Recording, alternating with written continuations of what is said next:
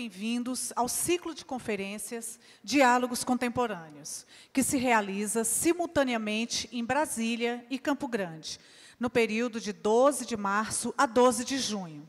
São 22 palestras realizadas na Câmara Municipal de Campo Grande e no Museu da República, na capital do país, todas com entrada franca.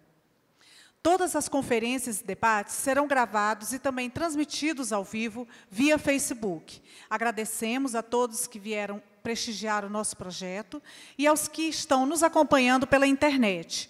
Aos que já estão acompanhando no Facebook, pedimos que convidem os amigos para que também possam participar. Registramos nossos especiais agradecimentos aos deputados federais Wander Loubet e Zeca do PT, que destacaram emendas parlamentares de execução obrigatória ao Ministério da Cultura para que esse projeto fosse realizado. O ciclo de conferências Diálogos Contemporâneos é uma realização da Associação Amigos do Cinema e da Cultura, com a produção executiva de Pedro Hortali e a direção-geral de Nilson Rodrigues. Convido agora para suas palavras o produtor executivo, Pedro Hortali.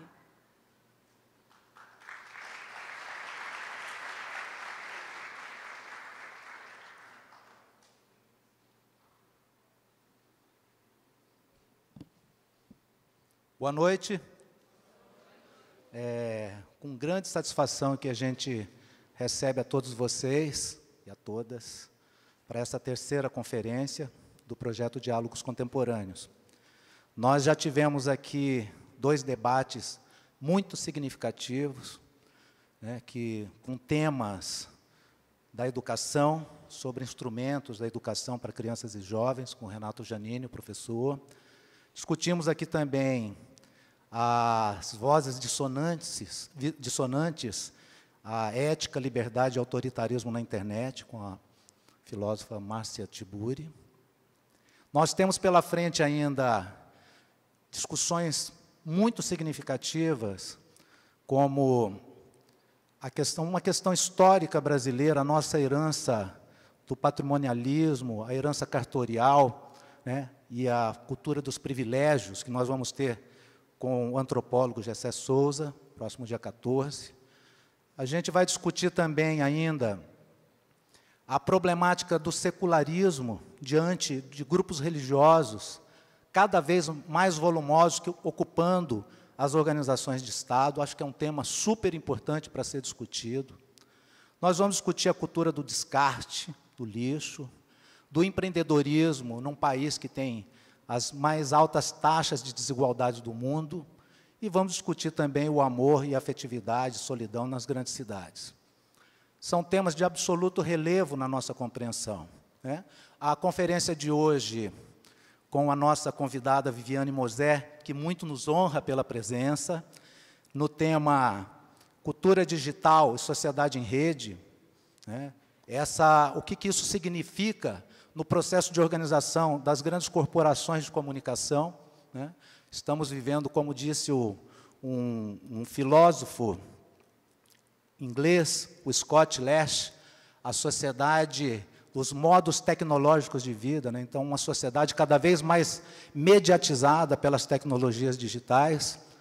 Então, são temas que muito nos honram, né? Porque são temas que nós entendemos que são temas que precisam ser discutidos com a sociedade. Num momento de cada vez mais intolerância, mais irracionalidade, né? Então, nós acreditamos na força do diálogo.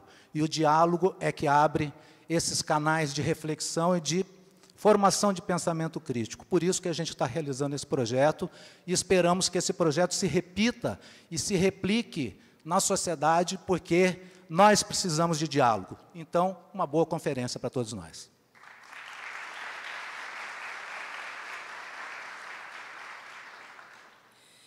Queremos agradecer também o apoio da FM Educativa 99.9 da Universidade Federal de Mato Grosso do Sul, da Fertel, Fundação Estadual Luiz Chagas, de Rádio e Televisão Educativa, da FETEMES, Federação dos Trabalhadores em Educação de Mato Grosso do Sul, do site de notícias Campo Grande News, do jornal A Crítica, da padaria Toscano e do Território do Vinho. Convidamos todas e todos para prestigiarem os demais debates que ocorrerão até o mês de junho, sempre às 19 horas, com entrada franca. A programação está nas redes sociais e no material impresso que é distribuído ali na entrada da Câmara. Antes de iniciar a conferência, informamos que, ao final da exposição da palestrante, haverá o debate.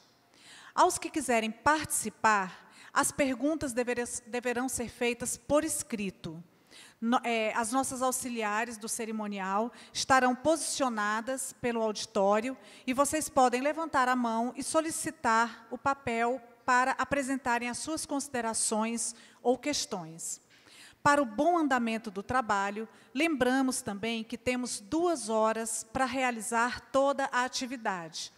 Portanto, as perguntas serão recolhidas até, no máximo, 15 minutos após a exposição da nossa conferencista. Ao final, Viviane Mosé autografará os livros, né? Pedimos a gentileza também de desligarem os seus celulares. Para fazer a mediação do debate, convido para subir ao palco Aparecida Gonçalves, ex-secretária nacional de enfrentamento à violência contra a mulher da Presidência da República de 2003 a 2016 e atual presidente da Charaés Consultoria e Projetos.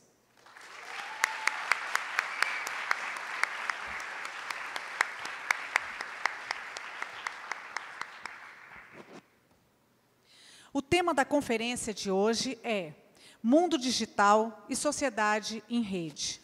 O declínio das mídias tradicionais e os novos espaços de informação e comunicação. E para falar sobre esse tema, convido ao palco a poetisa, filósofa e psicanalista Viviane Mosé.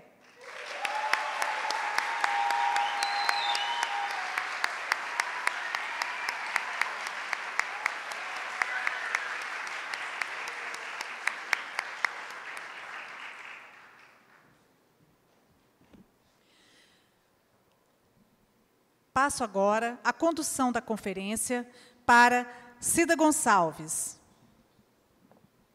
Boa noite. Eu acho importante esses diálogos que estão acontecendo. Quero parabenizar o Nilcinho, Pedro Hortali, pela organização e pelo momento político que nós estamos vivendo. É um momento em que nós precisamos, nessa conjuntura, definir posição, disputar pensamento, porque contra a cultura do ódio, o que equivale é a cultura do pensamento, da escrita, do debate e da política. E hoje, antes de passar para a nossa palestrante, é um momento importante. Nós vivemos, às 19 horas, o Brasil inteiro acendeu uma luz pela Marielle Franco, né, assassinada, executada efetivamente no Rio de Janeiro pelas suas posições políticas. Então, quero aqui pedir uma salva de palmas para Marielle Franco.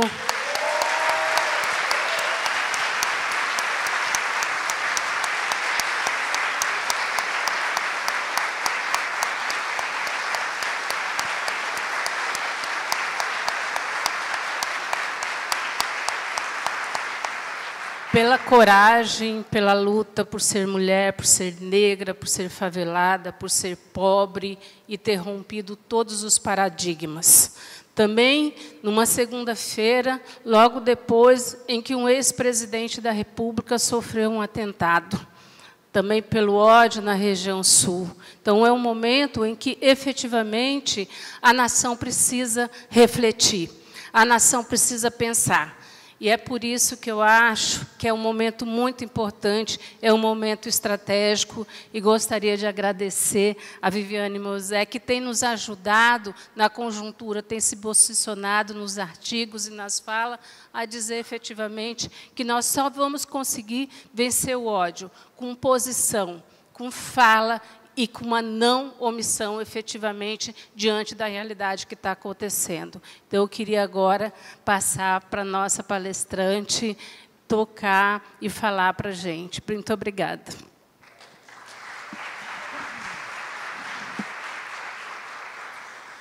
Queridos e... Está ouvindo? Queridos e queridas de Campo Grande, é uma alegria estar aqui. Eu estive aqui em Campo Grande há pouco tempo, numa homenagem, foi maravilhoso, fiquei muito honrada, adorei a cidade, adorei a homenagem, foi uma alegria. E é uma alegria estar de volta, com esse calor que vocês me receberam, a responsabilidade aumenta. Muito obrigada, vocês são muito queridos, de verdade.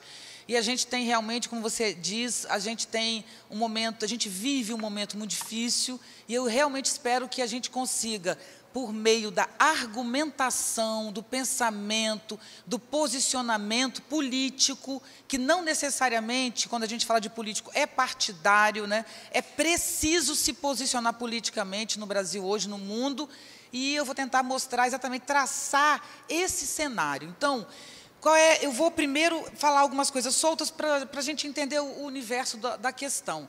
E depois eu vou utilizar algumas referências teóricas, que não é nem necessariamente um autor, um filósofo, vocês vão entender, mas eu vou tentar distinguir uma coisa da outra no que diz respeito ao processo civilizatório, ou seja, que momento da civilização nós estamos passando, o que significa isso para o ser humano, para a vida em grupo, para a sociedade, de que maneira as novas mídias desestruturam e reestruturam essa sociedade, né? É o que eu vou tentar explicar de uma maneira mais organizada. Mas antes, para aquecer o debate, é preciso localizar o que a gente está vivendo, né? Então, o primeiro ponto é que, quando a gente mexe nas mídias, a gente mexe na estrutura da sociedade e na estrutura do humano. Então, o que significa isso? Nós somos pessoas, né, marcadas pela fragilidade, que a gente não gosta desse tema, mas o que caracteriza o humano é a sua fragilidade, que é: eu só consigo existir em grupo. Eu, como humano, eu não tenho garras enormes, eu não tenho chifres enormes, eu não tenho uma capacidade de correr enorme, eu só sobrevivo porque eu vivo em grupo. Se eu vivo em grupo, eu preciso da linguagem. E se a linguagem se transforma, a gente também se transforma. Então, ponto 1 para a gente pensar. Você pode ser muito rico, você pode ser muito bonito, você pode ser muito famoso, você pode ter milhões de curtidas, você pode ser quem você quiser. Mas se alguém que você ama te olha com uma cara estranha, a sua vida pode ser destruída. Tal a fragilidade do humano. É só alguém olhar esquisito para você. É só você ser rejeitado por uma pessoa que você gosta. E você pode ser destruído. Isso é humano. Nós somos uma metáfora, nós somos um vento que, se ventar forte, derruba, certo? Mas nós aprendemos a acabar com a nossa fragilidade por meio de produtos, que são compras, que são consumo, mas que também são essencialmente pensamentos, ideias que a gente abraça. Então, o centro do poder no mundo sempre foi e sempre será o pensamento, o conhecimento. Nós vemos uma sociedade onde o pensamento e o conhecimento sempre foi de poucos. Hoje ele é compartilhado a todos. Essa transição, e eu vou falar disso com calma, é esse processo de democratização do saber e da informação, de colocar todos nós no mesmo lugar, que é o que acontece hoje na rede, desestruturou tudo que essa sociedade produziu até hoje. Hoje, a gente não sabe o que é um corpo, o que é um pensamento, o que é um filho, o que é uma mãe, o que é um pai, o que é um ser humano, o que é uma sociedade, o que é uma cidade, o que é política.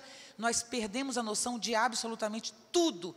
E, diante desse processo, a gente tem que reconstruir isso. Então, vivemos uma transição de modelos. Nós tínhamos uma sociedade organizada como uma pirâmide, em que, para ter ordem, um manda e o outro obedece. Um manda e os outros obedecem. Foi assim que a gente se estruturou. Hoje, nós temos uma sociedade em que a horizontalidade liga todo mundo a todo mundo em qualquer lugar do planeta. Mas nós não sabemos conviver, não sabemos nos relacionar. Então, o perigo do ódio, o perigo da intolerância é algo que coloca a nossa vida em questão. A gente precisa aprender a se entender nesse lugar. Então, o caso da Marielle, antes mesmo de começar a minha ordem, né, o caso da Marielle é um exemplo. Eu conheci a Marielle, trabalhei com a Marielle, ela falou em eventos que eu organizei. Eu nunca concordei 100% com a Marielle. Alguns posicionamentos da Marielle eram diferentes dos meus, mas ela, de fato, era uma pessoa que representa o que um político precisa. Ela defende quem a elegeu.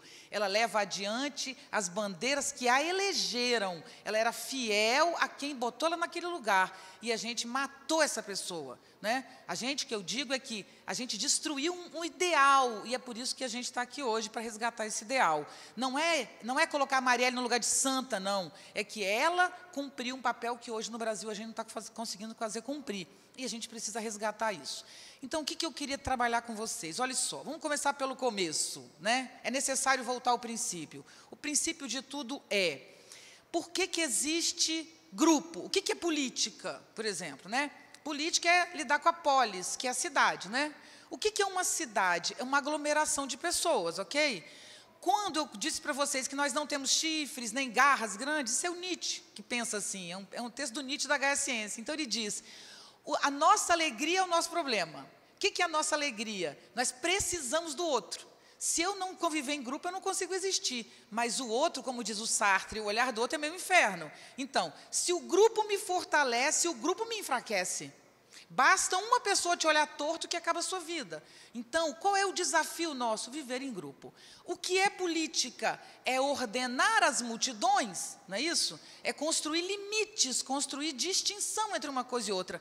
Queridos, quem cria os limites é quem tem poder. Quem estabelece as distinções entre uma coisa e outra é quem tem poder. Quem estabelece essas distinções são discursos, né? Que eu digo para você, olha, se eu dissesse para vocês assim, o ser humano não é frágil, ele é forte, ele é corajoso, ele é intenso, ele é poderoso, isso leva para um mundo. Se eu digo nós somos frágeis, eu já comecei dizendo para vocês que eu vou levar para o outro lado. Então, queridos, discurso é o que determina o poder do ser humano. Não é garras, não é força, não é nada. É pensamento e discurso. Bom, nós, como seres que somos, nós temos duas características. Nós temos uma coisa que é o nosso corpo, nossa presença física, certo? Isso significa que, para eu exercer poder sobre você, eu prendo você, eu coloco correntes, é uma maneira de exercer poder sobre você, não é? Aí isso se chama o poder repressivo. Mas tem um outro poder que eu posso exercer sobre você, que é sobre sua virtualidade, sobre o pensamento. Nós somos seres virtuais, não sei se vocês sabem, que é, além de eu ter o corpo físico, eu tenho o pensamento, né? Há 100 mil anos atrás, nós, seres humanos, né, aprendemos a ter consciência. O que é consciência? Eu não só estou aqui presente, mas tem alguém me dizendo assim, ó, Viviane, fala sobre aquilo, né? O que a sua consciência te fala. Senta direito, você está falando isso, mas não deveria ser isso. Então, a sua consciência fica te dizendo coisas. O que tem na sua consciência? Tudo que você aprendeu. Então, eu estou aqui falando para vocês e uma voz me diz assim, ó, não demora muito nesse começo, senão você não chega no fim. Uma voz está me dizendo isso, certo? Então, eu além de ser presença, eu sou virtualidade, que é a minha memória, que tem todas as leis que eu aprendi desde criança. Lei escrita ou não, né? Que você aprendeu com a família. Então, queridos, nós sonhamos. Você está andando aqui, você vai dormir, você navega durante seu sono em tudo que você tem na sua memória, certo? Então, gente, a nossa memória é uma internet. Quando você dorme, você não só vê o que está presente aqui, mas você inventa, né? Você mistura isso com o passado, com uma coisa que você inventou. Isso é sua navegação na sua memória. Você mistura os seus dados e ainda constrói alguma coisa. Portanto, ser humano é um ser que se divide em dois. Um que tem presença e o que tem memória e guarda nessa memória valores. É isso que nos caracteriza. Nós demoramos centenas, milhares de anos para pôr um cabo numa machadinha. Os humanos lá atrás pegavam uma pedra, faziam uma ponta, né? Idade da pedra lascada, pedra polida, né? Para fazer uma arma. Mas demorava milhares de anos para botar um cabo numa machadinha.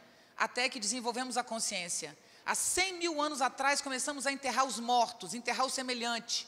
O que é enterrar o semelhante? É saber que eu estou vivendo aqui agora, mas um dia eu vou morrer. Gente, no dia que a gente descobriu que a gente é mortal, a gente virou humano. Só é humano quem sabe que é mortal, mas nós esquecemos. Nós esquecemos que somos mortais. A gente vive a vida imaginando e construindo idealidades que podem não existir amanhã, porque eu não estou mais aqui. Então, a fragilidade é o princípio 1 que a gente descobriu há 100 mil anos. O que a gente descobriu há 100 mil anos? Morremos, né? Bom, no dia que descobrimos que morremos, há 100 mil anos atrás, a civilização ganhou um impulso que chegou na era digital. Que impulso foi esse? Se eu sei que eu vou morrer, necessariamente, eu tenho que melhorar as minhas armas para me proteger, eu tenho que melhorar a minha casa, onde eu estou morando, né, dos bichos, eu tenho que melhorar a minha relação com as plantas para me curar, não é isso? Então, de 100 mil anos para cá, por sabermos que somos mortais, ganhamos o primeiro valor moral. O que é moral? Nesse caso, moral quer dizer não é da natureza, é humano, né? Então, qual foi o primeiro valor moral que a gente desenvolveu? O valor da vida, né, gente?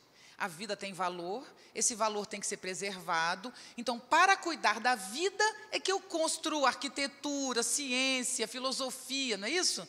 Então, o primeiro valor foi o valor da vida. Para valorizar a vida, começamos a ir adiante.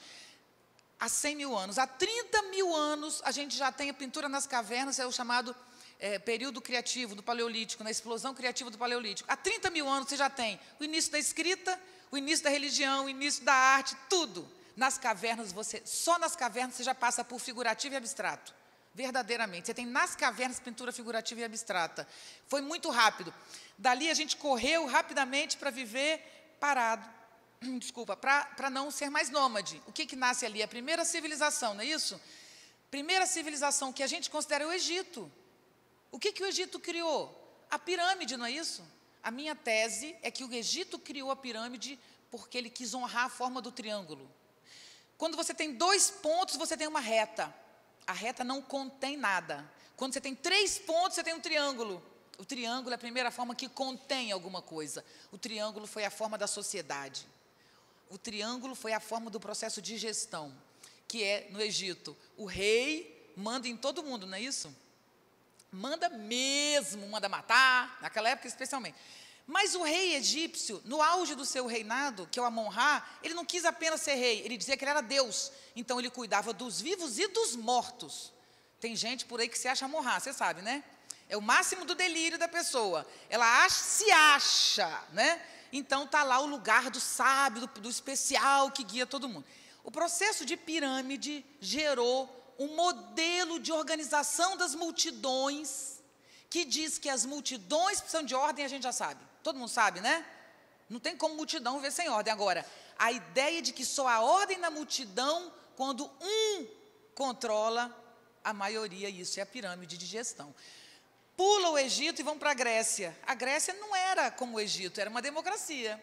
A Grécia não seguiu o modelo de gestão, mas a Grécia criou um novo modelo de gestão, o raciocínio. O raciocínio também é piramidal agora na Grécia, porque inventaram a ideia de verdade. Verdade é uma só. Então, o que é a verdade? Você parte das sensações, mas tem que achar uma verdade para o seu tema. É o raciocínio piramidal. Então, a gente tem 2 pirâmides. Organizar pessoas tem que ter um para mandar. E para organizar o seu pensamento, você tem que ter uma verdade para organizar as diversas percepções que você tem. Isso é o que ordenou a sociedade até hoje.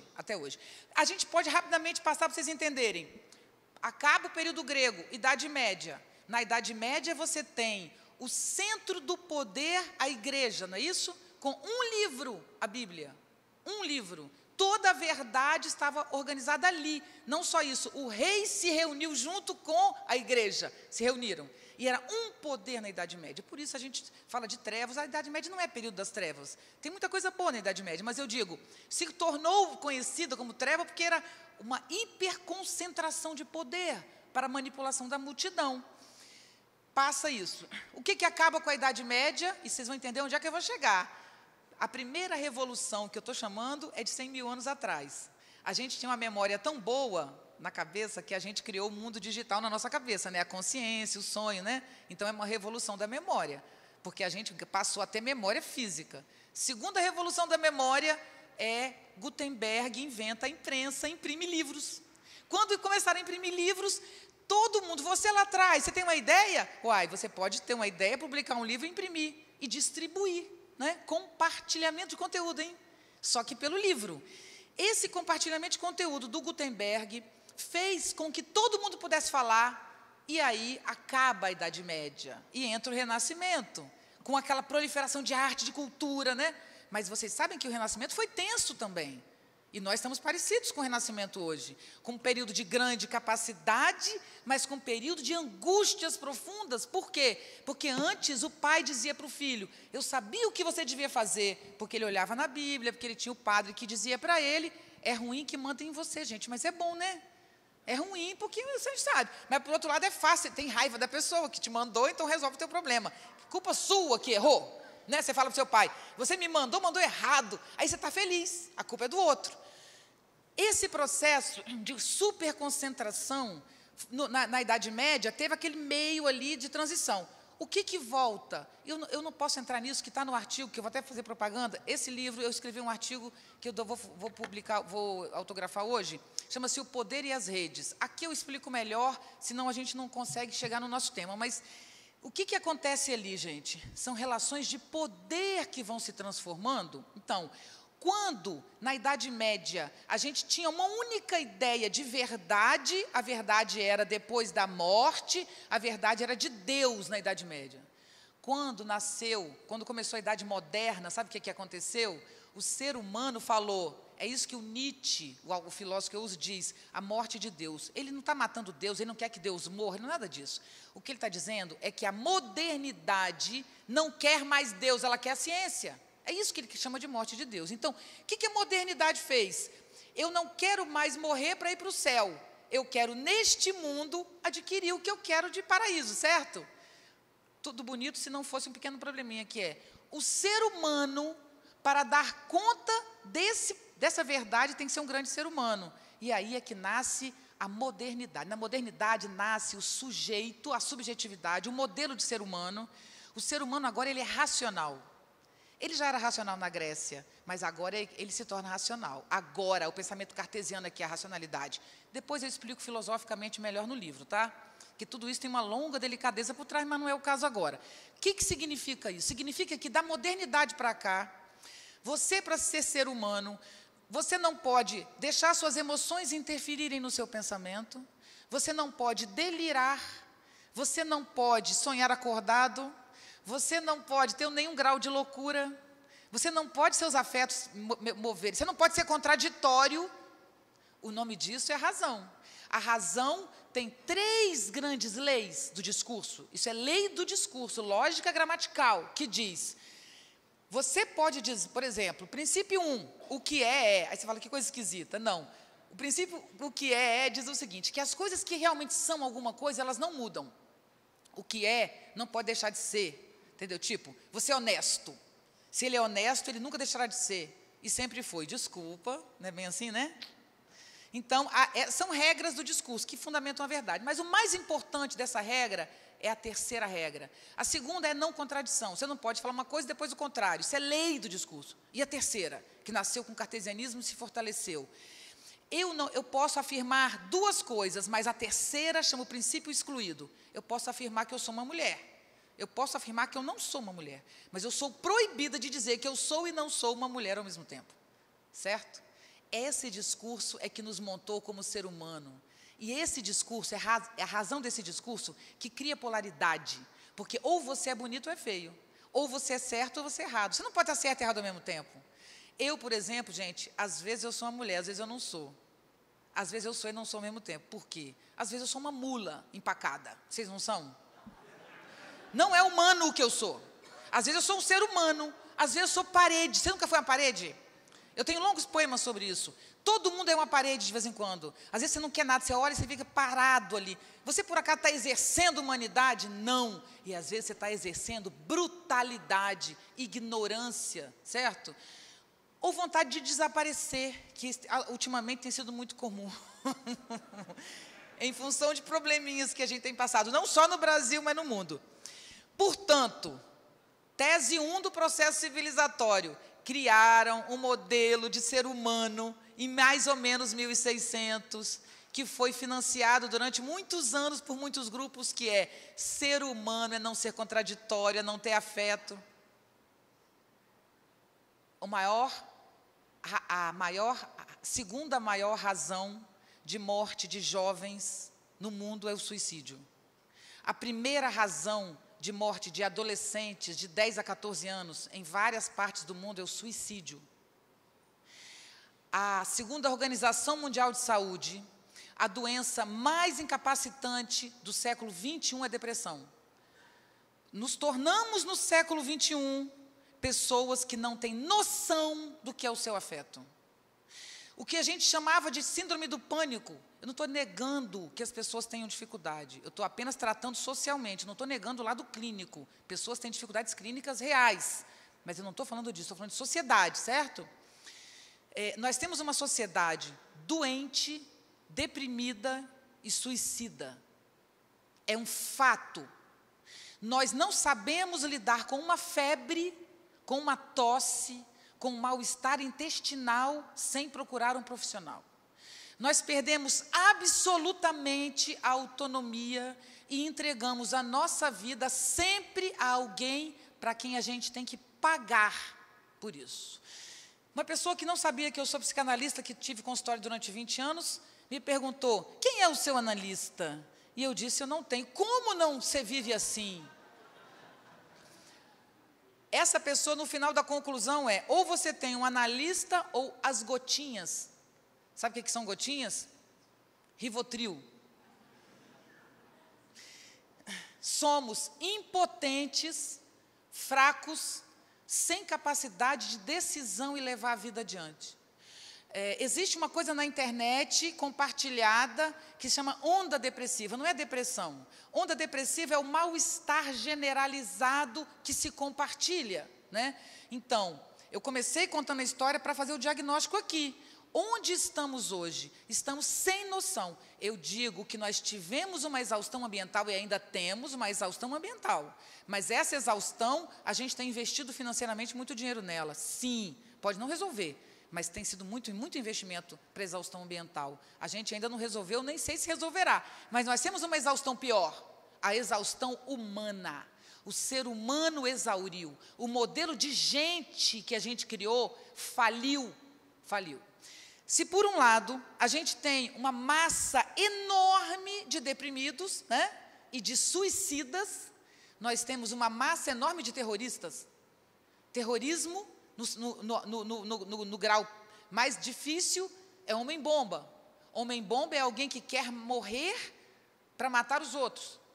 Imagina o que é a combinação na internet entre grupos suicidas e grupos terroristas. E tem gente que existe só para fazer a ponte, para ir ao encontro dos que estão dispostos a morrer e encaminhá-los para um gesto terrorista e dizer, já que você odeia a vida, deixe um recado antes de ir. Isso é fato nas redes sociais. Se, por um lado, essa exaustão leva para esse grau tão complicado, tem um que complica um pouco mais, que é, com a quebra da pirâmide, que eu ainda vou voltar lá, com a quebra da pirâmide, que foi acontecendo do modelo piramidal, todas as autoridades se quebraram. Por um lado, ainda bem que existe rede, ainda bem que existe internet, ainda bem que a cristalização das autoridades se desfaz. Mas, se você quebra as autoridades, se você não tem nesse lugar nenhuma transição, você tem necessariamente violência. Vocês se lembram da frase, os mais velhos se lembram bem, que as frases hoje mudam muito, né? O mundo realmente mudou, porque você fala coisa, meu filho falando, ei mamãe, ele tem 14 anos, fica chocado, mas a gente dizia assim, quando os gatos saem, os ratos tomam conta, não é isso? Que os pais criavam a gente autoritariamente, então era sim senhor, sim senhora, não podia nada. Agora os pais saíram, a farra estava estabelecida. O pai saiu, a gente fazia o que quisesse, porque a gente torcia para eles saírem, para a gente poder ter liberdade. É como se no mundo a gente tivesse construído uma sociedade cheia de pais. Professores em sala de aula, autoridade máxima já foram. Máxima. Se você quisesse aprender, ou era o professor ou nada, porque o livro era caríssimo, inclusive. Então, era só o professor que você tinha, autoridade. Você tinha autoridade governamental que poderia destruir sua vida ou salvar a sua vida, no sentido político, né? Favorecendo ou não. Você tinha dentro de casa o pai, que sempre foi mandado pela mãe, mas fingia que mandava. Vocês sabem disso. O pai, na família, a mãe que cria o pai, né? A mãe que ficava com os filhos em casa, aí o filho dava problema, a mãe falava, seu pai quando chegar. E aí ela criava um pai. Quando o pai chegava, o meu, por exemplo, era todo bonachão, mas ele fazia aquela cara feia, fingia que estava sério, né? E a gente tinha medo do pai. Então, tinha aquela hierarquia que você levava até aquele ponto. Queridos, o pai continua trabalhando, mas a mãe foi trabalhar.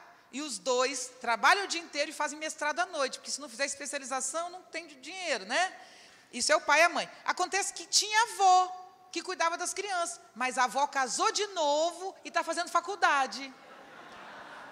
E a tia solteirona desapareceu, felizmente, porque antigamente não casou até o 30, está perdida. Hoje não é isso, uma mulher com 30, com 40, com 50, com 60, com 70, tem vida, no mínimo pela internet, onde você se encontra com pessoas da tua idade, bate papo. Acabou essa história de tia solteirona. Se tem ainda, a gente acaba, pelo amor de Deus, hein? Por favor, chega de tia solteirona, essa peste, essa marca, é um terror em cima das mulheres, que tem que casar, né? Enfim, quem ficou com as crianças? Ninguém. Mas aí a gente falou assim, ó, manda para a escola, educação integral. Se fosse sobre educação, eu ia discutir com vocês que educação integral não é a solução, mas não é o caso hoje. Não defendo educação integral, que simplesmente dobra a tortura. A criança é torturada meio-dia, tortura o dobro. Não é por aí que a gente resolve a educação criando a educação integral. Sou absolutamente contra a decisão desse governo de achar que construindo corta o orçamento e cria educação integral. Algo incompatível, né? Mas, enfim, é um outro tema. Aí os pais trabalham para ganhar muito dinheiro, para colocar o filho na escola, cara, e acha que está resolvido. Mas ninguém ensina ética se não for a família. Não existe possibilidade de uma escola produzir uma formação ética. Ela ajuda, ela dá um apoio, mas ética é algo singular, é familiar, não é isso? Bom, os pais, não só isso, quando chegam à noite, enchem o filho de presente que estão com culpa. Vocês estão entendendo a dificuldade? Então, sociedade em rede é a sociedade que nasceu da desintegração do modelo piramidal, graças a Deus, Ave Maria, Nossa Senhora, Jesus Cristo, os santos, amém. Ainda bem que essa estrutura se desintegrou, vocês estão entendendo? Eu estou aqui defendendo e criticando a mesma coisa. Então, a pirâmide de poder foi quebrada quando a gente construiu primeiro um humano que tem a capacidade de atingir a verdade, que é aquele modelo racional, que hoje exauriu, mas foi o que começou. Esse modelo fez com que, ao invés de você rezar para melhorar, você procure um médico, né? E aí começa esse processo que eu falei, que chegou na exaustão, mas que começou muito bem. A ciência, o pensamento começou muito bem, construindo caminhos e tal. Vou pular para o primeiro momento de rede, lá na frente, que não dá para falar desse meio todo. Primeiro momento de rede é o nascimento da sociedade do conhecimento, que vem com o capitalismo e com a indústria. Então, o que a indústria produziu? Bem grosseiramente, produziu operários, que na época trabalhavam 12, 15 horas por dia, não tinha direito nenhum e tal. Esses operários eram uma massa de seres sofridos, mesmo mulheres, crianças, trabalhavam, não tinha férias, era uma exploração absoluta no século XIX, XVIII, né? Aí, nesse meio, entra o Marx, o marxismo, e vocês já vão entender, por favor, esse papo de internet, de chamar os outros de comunistas, é ridículo. Ridículo. Eu morro de rir quando me chamam de comunista. Gente, comunismo nasceu e morreu, acabou. Não existe comunismo, nenhum país é comunista. Ninguém defende comunismo como foi construído. Foi um momento histórico, acabou, passou. A gente busca uma sociedade mais justa, mas não é comunismo. Então, o que eu estou falando aqui não é defendendo comunismo. Eu estou falando de filosofia. Marx olhou aquela massa e falou uma frase: proletários univos. Escreveu um manifesto comunista. O manifesto comunista foi o primeiro livro escrito para a classe operária. A classe operária falou, vou ler, está escrito para mim. Foi aí que a escolarização começou entre operários, porque eles queriam ler um livro escrito para eles. Aí, gente, sabe o que os operários fizeram? Cruzaram os braços. Quando cruzaram os braços, criaram, no século XX, a segunda força política maior do mundo, que foi a União Soviética. Então, o que aconteceu com o século XX? Os capitalistas não queriam investir em pensamento, que o pensamento levava ao poder. E os comunistas também não quiseram investir, porque eles deixariam de ser comunistas. Portanto, o século XX não investiu em pensamento, em humanidade, em formação humana, em filosofia, em arte. Nada foi investido no século XX, especialmente a segunda metade. Todo o investimento no século XX foi em técnica. Técnica, né? Por quê? Para a gente não pensar. Só que a técnica foi caminhando sozinha e a técnica produziu um modo de encontro em que todos podem se encontrar, que é a internet. Queridos, quando todos podem se encontrar sem mediação, você destrói a hierarquia piramidal. Você destrói. Uma moça que eu conheci há muitos anos, ela fez umas aulas comigo e ela tem essa doença degenerativa, E ela me disse, professora, eu estou triste porque eu estou sem namorado, e ela já numa situação difícil, né, física. E eu fiquei muito angustiada aquela noite, eu falei, puxa vida, eu tenho amigas novas, solteiras, jovens, bonitas, que têm dificuldade de namorar. Imagina uma pessoa cujo futuro está comprometido, porque namorar e casar é projetar o futuro. Eu falei, vou ter uma conversa com ela, para poder ela, sabe, aí eu cheguei, puxei o assunto, e ela riu e disse, professora, eu faço parte, eu já tive 3 namorados esse ano, eu faço parte de uma rede social em que todos têm doença terminal.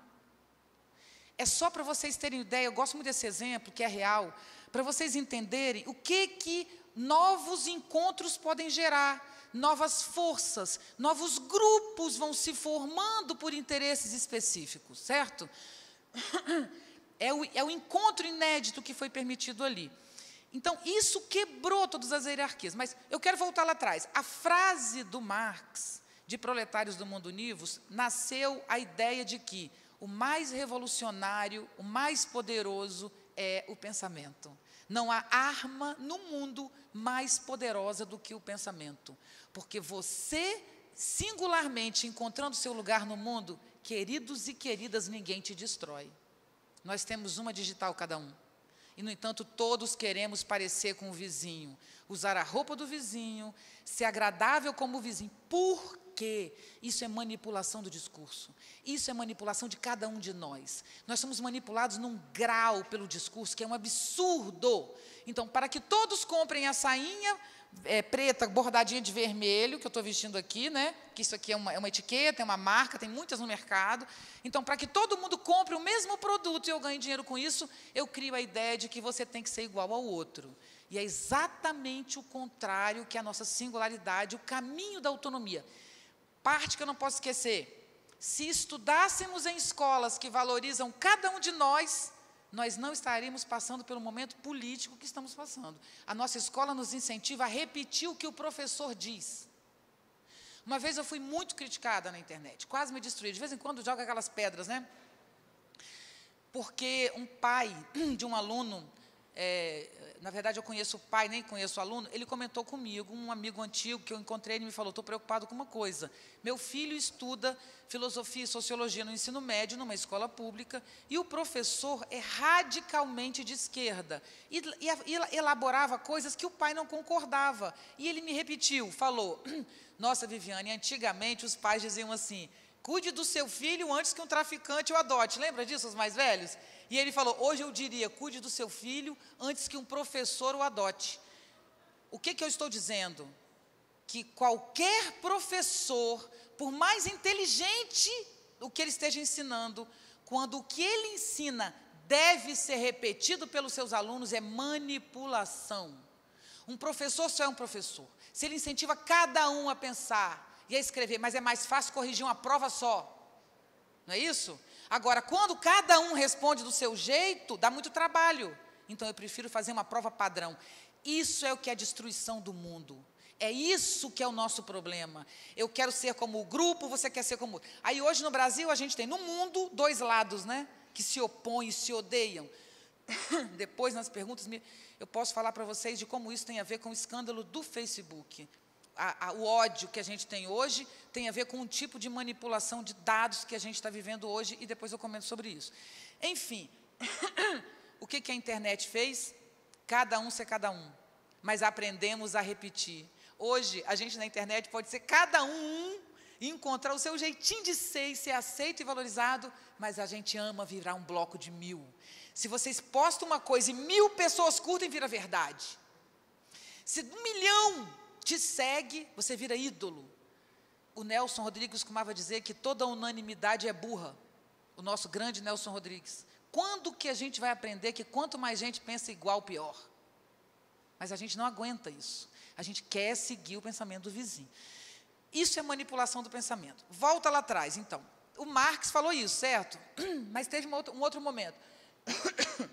O outro momento é, o cara fazia o sapato inteiro, depois cada um fez um pedaço, não é assim a indústria? Então, um corta, outro costura, outro vende, não é assim? Aí quebrou a cadeia produtiva. A cadeia produtiva não é mais piramidal, cada um faz um pedaço, mas o gestor continuou o mesmo, dono do poder. Quando vem a internet é que isso de fato vai desaparecer. Queridos, o que é uma sociedade em rede? É uma sociedade, pensa o seguinte, a pirâmide, certo? O professor em sala de aula. O pai, eu já dei o exemplo, né? O pai caiu. A mãe caiu. A avó caiu. Quem manda na família é o filho. Tá certo isso? De jeito nenhum. De jeito nenhum. Você não pode ter, por exemplo, um casal cujo domínio é uma criança. Eu vou contar uma história que eu já contei um tempo atrás, vou repetir. Essa é verdade, eu já vi várias vezes, mas é assim. Estou no aeroporto, para variar, eu moro em aeroporto, estou ali. Aí vem um casal jovem, que você nunca sabe se tem 21 ou 31, né, ou 41. Mas parecia muito jovem. Hoje em dia você não sabe. Se uma pessoa tem 50, 40, 30, a tecnologia do corpo faz todo mundo ser parecido. Um jovem casal. Aí vem com a criança na frente, feliz, sabe? O pai e a mãe, aquele bebê, 3 aninhos, sabe? Aquela criança linda. E os pais, assim, todo mundo olhando a belezura. Daqui a pouco a criança mete a mão no lixo e o pai, não, a mãe não. E a criança quer meter a mão no lixo e não, não, não. Daqui a pouco essa criança está deitada no chão, com as pernas para cima, berrando, o aeroporto todo parado, a mãe e o pai do lado, por favor, minha filha, não faz isso. Eu falei, gente, o que está acontecendo? A criança de 3 anos vai olhar e vai falar assim, não vou sacanear meu pai. O que esse pai espera? Que essa criança perceba a situação e veja que não está correto e ela sozinha conclua. Quer dizer, o que está acontecendo? Era uma situação ridícula. Esses pais não têm intimidade com essa criança. Intimidade não tem. Então, para vocês entenderem, o salve-se quem puder. Na casa, quem manda é o filho, não o pai e a mãe. Por que eu digo manda? Porque tem um período na vida que você tem que mandar numa criança, não tem não? Se a criança está brincando na janela e não tem grade, ela não tem que sair? Então, alguém tem que mandar, proibir dela brincar na janela. Ela vai crescendo e vai ganhando o direito de pensar sozinha. Não, hoje a criança é que determina o que o pai e a mãe devem fazer. Essa desestruturação aconteceu na escola. O professor entrava na sala de aula, sabia tudo, dava uma aula boa de memória. O que era um professor bom? Aqui, né? O erudito, que sabia tudo de memória, foi substituído por um pendrive, que eu chamava. Mas pendrive é ridículo, uma nuvem, né? Gente, o que adianta uma pessoa ter tudo na memória se um aluno tem o Google? Nada. Mais do que isso, hoje eu recebi uma menina de 12 anos que está estudando filosofia, me pediu para explicar para ela a alegoria da caverna. Eu não explico nunca, que não dá tempo. Mas e se eu explicasse? O professor estava perdido. Eu duvido que o professor dessa menina saiba mais que eu. É difícil, porque eu sou doutora em filosofia. O professor de ensino médio, ensino fundamental, não é. Não tem como ser, porque não ganha para isso. Então, essa criança saberá mais do que o professor na sala de aula. E o professor vai dar nota baixa, vai dizer que ela está errada. É verdade, porque ele não conhece aquela sofisticação que ela está apresentando. Então, hoje, eu conheci uma menina de 10 anos de idade, 8, eu acho, estou dando a dúvida, 8 ou 10, meio isso, que sustentava o pai e a mãe, porque ela tem um blog de moda que tem não sei quantos milhões de seguidores e ela sustenta a mãe. Eu aprendi isso num programa de TV, onde eu fui participar, e eu estava essa menina do meu lado, certo? Eu digo para vocês sabem o que é uma criança? Antigamente, criança não sustentava pai e mãe. Uma criança de 13 anos não produzia tecnologia. Eu tenho uma senhora que é minha aluna, que o neto de 14 anos tem um emprego, ganha uma fortuna por mês. Ele não toca no dinheiro, porque ele não pode. Mas esse garoto trabalha produzindo tecnologia. Sabe o que ele construiu? Ele construiu um aplicativo de matemática que você não tem noção o que é. As crianças aprenderem matemática e tem uma empresa investindo no menino de 14 anos. Certo? É essa a nossa realidade. Antigamente, a gente sabia o que era um homem e o que era uma mulher. Vocês lembram? Desculpe. Agora, olha só, é difícil isso. Guarde o coração. Quem não concorda não tem que odiar. Tá? Mas eu estou estudando esse tema. Também foi difícil para mim. Antigamente, tinha o homem, tinha a mulher, né? E tinha, sexualmente, você tinha um homossexual, o heterossexual e, no máximo, o homossexual, que era entre o meio ali, certo? E, atualmente, nós temos 32 representações de gênero. Quando eu aprendi isso, sabe o que eu achei na hora? Eu achei que as pessoas estavam loucas, mas não estão. Meu preconceito me fez não entender. Eu estudo esse tema com jovens de 10, 12 anos que estão manifestando características diferentes no seu gênero. Então, é o seguinte, quando nós tínhamos pai e mãe dentro de casa, você aprendia a ser mãe com sua mãe, você aprendia a ser pai com seu pai. Hoje você não tem pai nem mãe dentro de casa. Você não aprende absolutamente nada. Isso fez, primeiro, a gente entender que ser homem como a gente era e mulher como a gente era um treinamento. Você entendeu? Era um treinamento. Se não fosse um treinamento, se fosse natural, continuaríamos do jeito que éramos. Não tenham preconceito, as crianças estão sofrendo essa coisa. Quando eu era jovem, no meu bairro tinha uma mulher que chamava Tuca, mas ela era um homem fisicamente, ela era muito masculina, ela não trabalhava, ela não estudava, tratava ela como maluca na rua. Ah, maluca, maluca. Ela, apesar de ser absolutamente menino, ela só gostava de homem. Então, ela era um menino fisicamente, mas a gente chamava de tarado. Lembra o tarado? Ela não podia ver um menino que ela agarrava, um homem. Então, olha que estranho. Porque, como ela era fisicamente menino, você imaginava que ela gostasse de mulher, que ela fosse gay. Não. Ela era fisicamente menino e gostava de menino. Gente, isso era tratado... Essa mulher nunca estudou, de tão discriminada que ela era. Essas pessoas existem. As que estão entre uma coisa e outra, sempre existiram, e hoje elas estão proliferando. Vocês entendem o que aconteceu com o mundo? Então, a gente perdeu o controle, e perder o controle fez nascer muitas variações. O que a gente vai fazer com isso? Mandar para a cadeia? Mandar prender? Mandar dar um remédio? Mas vocês têm ideia de quantos jovens hoje, de 10, 12 anos, não sabem o que são? Um dos gêneros chama fluido. Que varia entre uma coisa e outra. Meu filho tem uma amiga na escola, que ela tem, é um ano mais adiante dele, ela tem 15, tem dia que ela é chamada de ela, tem dia que ela é chamada de ele, e tem dia que ela é chamada de elo. Entenderam? Essa menina, a mãe enlouquece, e o pai, com isso. Mas é um fato, essa é a nossa realidade. O mundo se misturou e a gente precisa se distinguir. Vamos lá. O que é uma sociedade piramidal?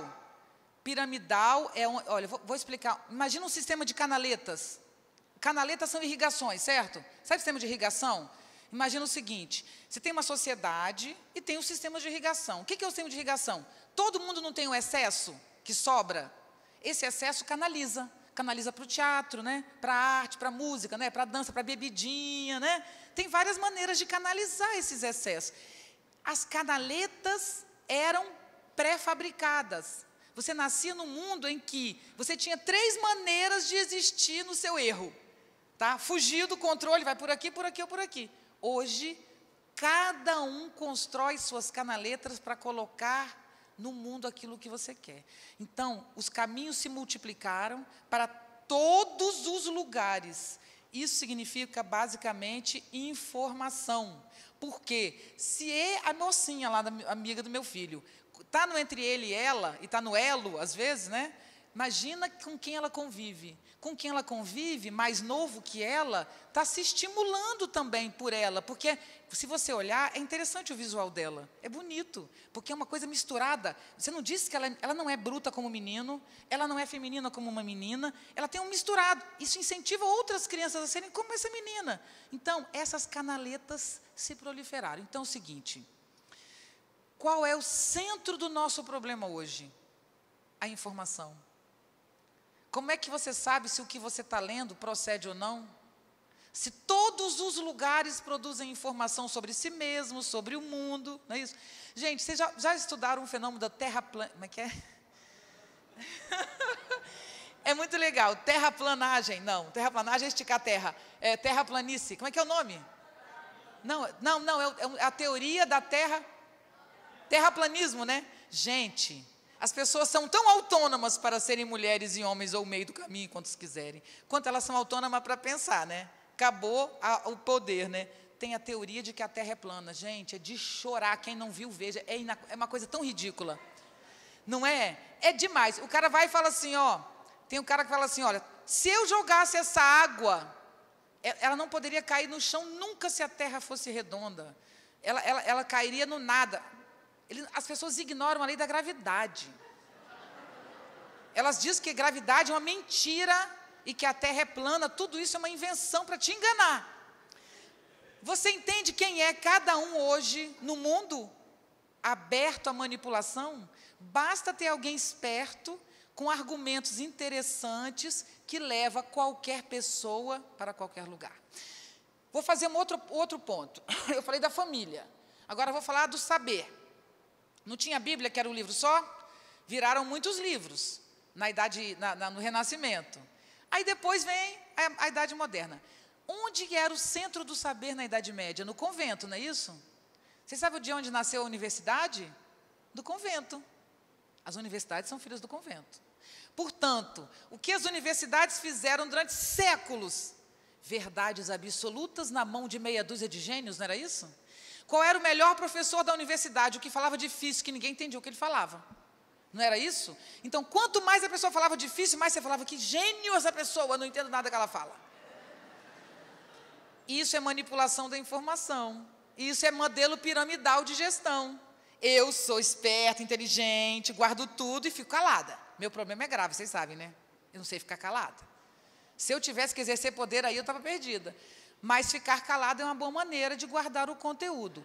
Isso é concentração. Então, o pai e o homem já teve concentração. Nem comente o problema das meninas. Cuidado com as meninas. As meninas dominam o mundo hoje, vocês estão entendendo, né?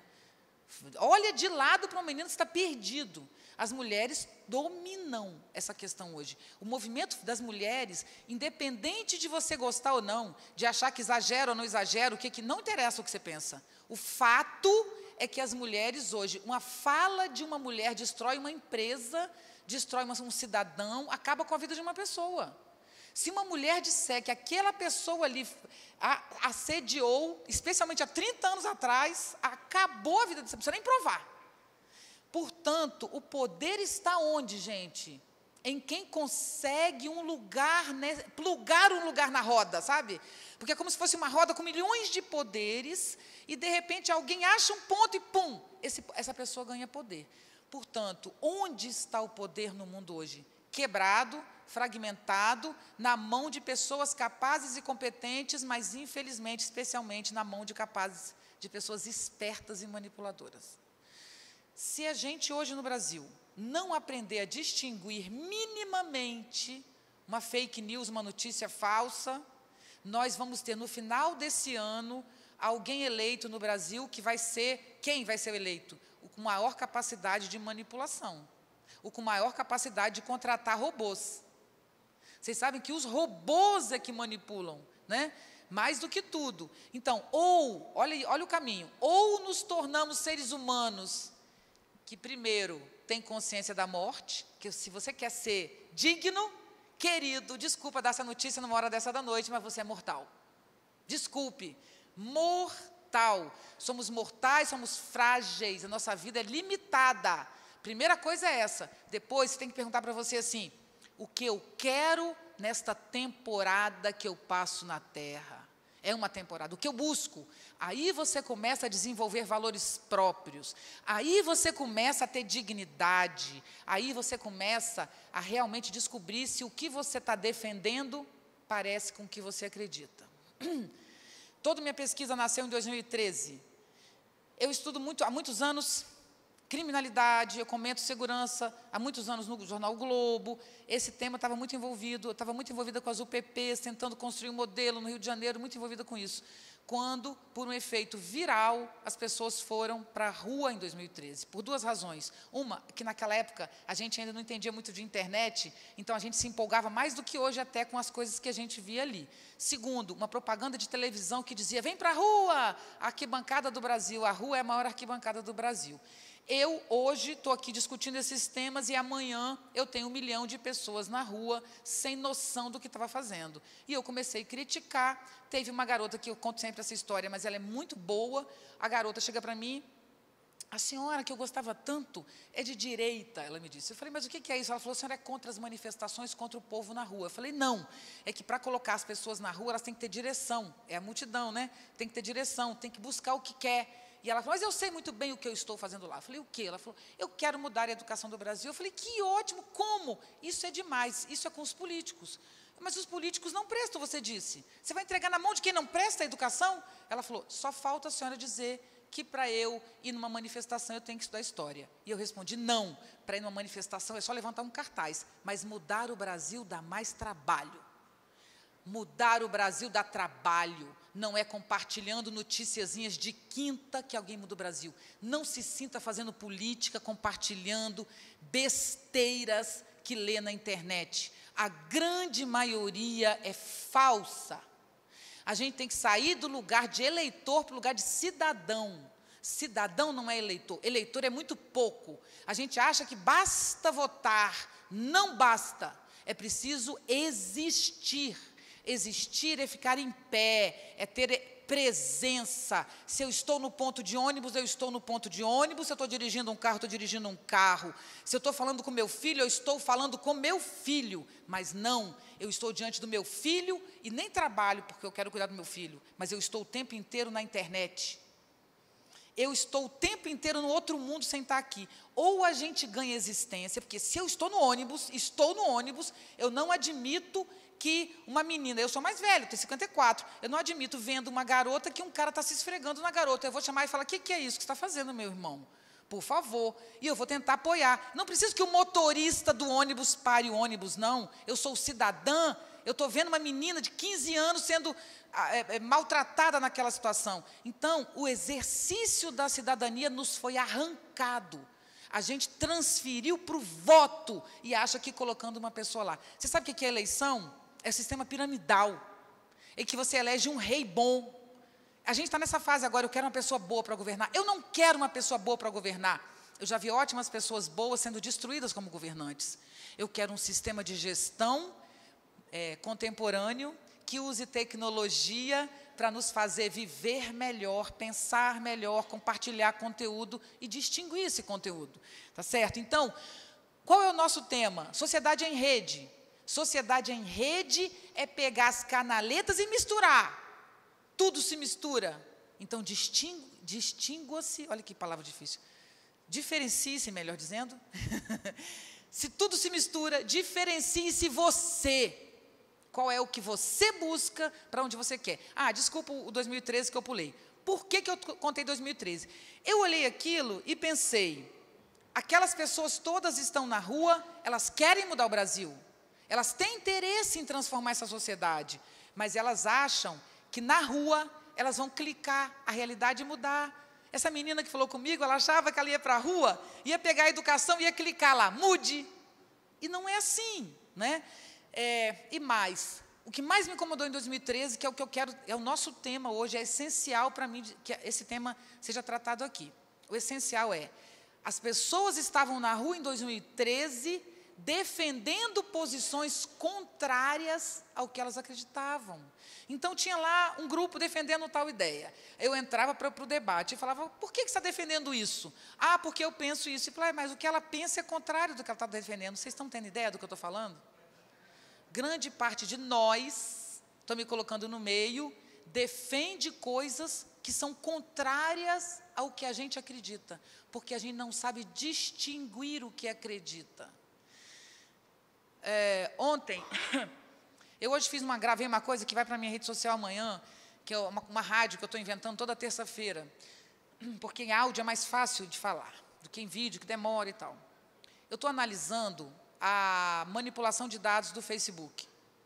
Ali, para mim, tem uma novidade. Eu sempre soube, como todo mundo sabe, que os nossos dados eram vendidos, doados, aquela coisa. Mas o que a gente imaginava? Que pegavam o seu CPF, o seu endereço virtual para te mandar a matéria. Era isso que a gente imaginava. Só que aquele garoto de cabelo vermelho fez uma entrevista dizendo, ex-funcionário lá daquela empresa, eu não sei o nome do garoto nem da empresa, mas ele falou uma coisa incrível. Olha só, gente. Ele disse o seguinte, que o Facebook sabe o seu ponto fraco. E é ali que eles atuam. Isso acabou comigo, olha só. É assim, eu sei tudo de você, né? Mas o que eu sei de você mais é como você fica indignado com a questão ambiental. Como você perde a cabeça quando alguém fala que você é baixinho. Essas coisas assim. Como você perde a cabeça com a questão racial, que te incomoda, você não é racista e odeia. Então, especialmente aquilo que te desestrutura o seu afeto. Então, eles mandam a notícia que mexe com o seu afeto. Sabe por quê? Porque quando mexe com o seu afeto, você não pensa. Isso é muito grave. Vários amigos doutores me mandam notícia falsa, e eu nunca entendia. Eu falava, gente, tanto que até ontem, nas minhas palestras, eu dizia, a maneira da gente vencer isso é com educação, eu dizia, né? Desenvolvendo o raciocínio e a capacidade de filtrar dados, era o que eu defendia. Agora, isso não é suficiente, pelo seguinte, quando eu comecei a analisar as matérias falsas que os meus amigos doutores mandavam, eu falei, peraí, essa pessoa tem uma formação, o que acontece? A notícia que me mandavam era o que a pessoa queria ouvir. Então, pensa bem, se você, vamos supor, eu uso esse exemplo da cor, que me incomoda muito o racismo, vamos supor, ele é negro, tem filhos pequenos e vem os filhos sofrendo preconceito por ser negro, certo? Aquilo é uma coisa que dói na ferida da alma, é muito sofrido você ser discriminado. Eu mando para ele alguma coisa racista e associo a um candidato. Eu mando para ele alguma coisa antirracista e associo a outro candidato. Então, quando ele vê o que toca na dor dele sendo mexido, gente, ele não pensa e não confere o que está lendo. Ele fala, até que enfim alguém falou o que eu queria. Não, essa pessoa disse o que você queria porque ela estudou o que você queria antes. Estou eu, como todo mundo deve ter passado por isso, eu falei, olha que ridículo. Vem uma matéria ali na minha frente, quando você abre o computador, sempre vem uma... Aí, olha só que ridículo, estava escrito assim, ó.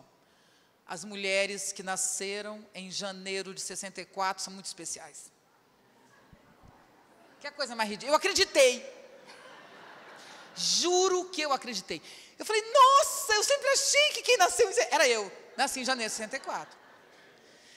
Eu falei, que coincidência. Caiu para mim isso, sabe? Eu achei que eu era a pessoa mais especial, juro. Eu já achei que eu era um gênio da lâmpada.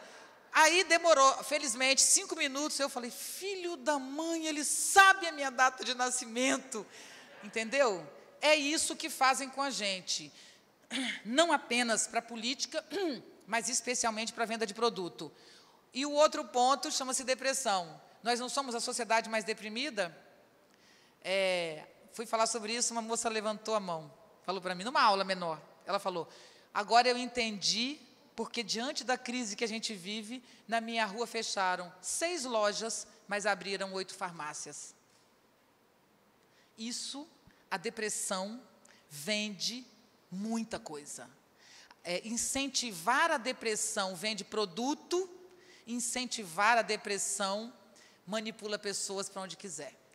Volta lá atrás. Eu disse para vocês que o modelo racional... vamos lá, que agora eu estou começando a encaminhar. Quanto tempo eu tenho? Fala para mim, mais ou menos. Já acabou? Jesus! Mas nas perguntas a gente vai. Vou finalizar. Dá vontade de ficar, eu também fico com vontade. Vamos lá. Novas mídias arrebentaram os caminhos pré-estabelecidos. Todos os caminhos são possíveis. Por um lado é muito bom, porque você tem um lugar no mundo, sempre vai ter. Não é porque você tem 40 anos e não casou que você não tem lugar, pelo contrário, aí você começa a construir. Então, tem um lado muito bom, muito bom. as novas mídias nos encaminharão para uma sociedade mais ética e mais justa, ou não nos encaminharão para lugar nenhum. Ou com as novas mídias aprenderemos a lidar com o outro, ou não haverá sociedade em pé, né? Então, tem um lado muito bom. Por outro lado, prolifera o caos das informações e dos valores, não é isso? Dependemos da capacidade de distinguir uma coisa da outra para existir. Então, essa é a nossa crise. Olha só, saímos de um lugar onde todos os caminhos estavam delimitados, porém, de forma excludente, para um lugar onde nenhum caminho está delimitado, por isso menos excludente. Mas é aí exatamente que existe a guerra. No meio disso, eu vou comentar uma última coisa e a gente abre para o debate. Uma, que é, se o pai perdeu o lugar, a mãe perdeu o lugar, o professor perdeu o lugar, o governante perdeu o lugar, o maior país do mundo perdeu o lugar, né, gente? Os americanos dominavam o mundo. No 11 de setembro a gente percebeu, né? Hoje a China tem a mesma capacidade financeira que os americanos, a mesma. Eles ficam disputando ali. Então, o mundo inteiro se transformou. E quem se transformou junto com isso? As mídias, não é? As mídias oficiais, não é? Eu estava comentando isso numa entrevista que eu dei. O jornalista de jornal, especialmente, era a pessoa mais importante da cidade junto com o padre. Era o padre e o jornalista que determinava até pouco tempo. Um jornalista numa cidade, ele era o escritor, ele era o intelectual, ele era o pensador. Em geral, quem escrevia livros era o jornalista. Esse cara, ele nos orientava no bom e no mal. No bom, distinguia para você, porque ele era muito competente. Mas no mal, dirigia você para onde ele queria ir, não é isso? Então, o que aconteceu com as mídias? Quando surgiu a internet, muitos jornais faliram, muitos jornais, Jornal do Brasil, por exemplo, no Rio de Janeiro, muitas TVs faliram no mundo inteiro, e as que sobreviveram se dedicaram a copiar a internet. Aí virou, todos os youtubers vão para a internet, não é isso? Aí eles começaram a copiar. Aí foram percebendo que não dá para copiar. A internet ganha da TV fechada, aberta, ganha. Então, hoje é um momento novo. O que é o grande fenômeno hoje no mundo? Além da falência de grandes grupos corporativos das mídias. Hoje predomina a notícia falsa. Então, hoje, o caminho da imprensa, escrita, falada, vídeo, televisiva, sei lá, todo o caminho deve ser, cada vez mais, voltar para o passado. Contratar profissionais de alta competência para distinguir notícias. Esse é o caminho das mídias oficiais. Então, por que a gente vai ler uma mídia oficial? Porque ali vai mostrar para você o caminho que eu acho que vai ter. Vai mostrar, ó, isso aqui é errado, isso aqui é mentira. Esse cara aqui não tem tantos % de aprovação. A educação que ele falou que fez, não fez. E por aí vai, tá certo? Essa é uma crise das novas mídias, é o caminho das novas mídias. Agora, não tenho dúvida, não é porque não somos mais 100% manipulados por uma mídia oficial que não somos 100% manipulados por mídias alternativas. Queridos, a gente achava que a alternativa era uma coisa cult, né? A alternativa era bacana, né? Hoje, quem melhor usa a internet é a criminalidade, o crime organizado, o terrorismo, o ódio, a homofobia, a intolerância é que domina a rede. Ou nós vamos tomar essa rede porque ela é nossa e é uma conquista nossa, ou nós tomamos essa rede para produzir ali tecnologia social e vida, ou não haverá sociedade. Eu disse para vocês lá atrás que a razão criou um tipo de gente. Esse ser acabou, né? O ser racional hoje não existe, né, gente? Porque você diz, ou é bonito ou é feio, ou é homem ou mulher, né? Ou está certo ou errado. Não acabou. Então, eu tenho um livro que se chama O Homem que Sabe, do Homo Sapiens, a Crise da Razão. Esse é meu tema, que a razão entrou em crise, eu não tenho dúvida. Inclusive, o nome do livro mudou, tá? Não pode mais ser Homem que Sabe, que as feministas me proibiram. E eu, na época, fiquei com raiva, mas eu aceitei, elas têm razão. Elas têm razão. Sabe como é que não vai ser nova edição? Vai sair agora? A espécie que sabe. Porque não é homem, né, gente? Mulher e homem, então é espécie melhor. As meninas me ensinaram isso, adorei. Portanto, o modelo racional se desfez. Bom, o que aconteceu na crise da razão? a gente se tornou pessoas sem afeto, não foi isso que eu falei? Então, agora eu vou finalizar, literalmente. Fazer política hoje, existir dignamente na sociedade, sabe o que significa? Voltar a valorizar a vida, porque ela perdeu o valor. A vida, o valor da vida foi o que criou a sociedade, não foi? Valorizar a vida para se manter vivo? A vida não vale um tostão furado. As pessoas matam a si mesmas para chamar a atenção do outro. A gente esqueceu a vida, nós nos virtualizamos, mas não é culpa da internet. Não é culpa da internet. Eu falava sobre isso e escrevi livros sobre isso. Meu primeiro livro, minha tese de doutorado falava sobre isso. Nem existia internet na época. Não é a internet. É o modelo racional de gente que exauriu. Precisamos criar novas pessoas com capacidade de sentir, de perceber, de ser contraditória. Temos que reconquistar nossa capacidade de delirar. Temos que reconquistar nossa capacidade de viajar na maionese. Temos que ter isso. Ou teremos uma sociedade de drogados, com alta droga, com drogas altamente nefastas, né? Porque a gente precisa se drogar, porque senão a gente está no outro lado. Ou você é racional, ou você está doidão. Não, meus queridos. Um dia eu comento mais com vocês sobre isso. Todo mundo delira. Todo mundo delira. A gente tem que aprender a lidar. Os profetas. Se você não delira, você não cria futuro. Se você não sonha, ninguém inventa sem delirar. A gente tem que construir uma sociedade melhor do que a nossa. Como construir uma sociedade melhor? Se tudo tem que ser lógico. Pela lógica, a vida não presta, se você usar lógica. A sociedade não presta, o ser humano não tem solução, as pessoas são horrorosas e o mundo acabou. Como eu não acredito nisso, eu estou aqui para dizer para vocês, vamos tomar conta dessa rede, vamos qualificar a informação e vamos ajudar uns aos outros a ganhar vida, que é isso que a gente perdeu. Muito obrigada.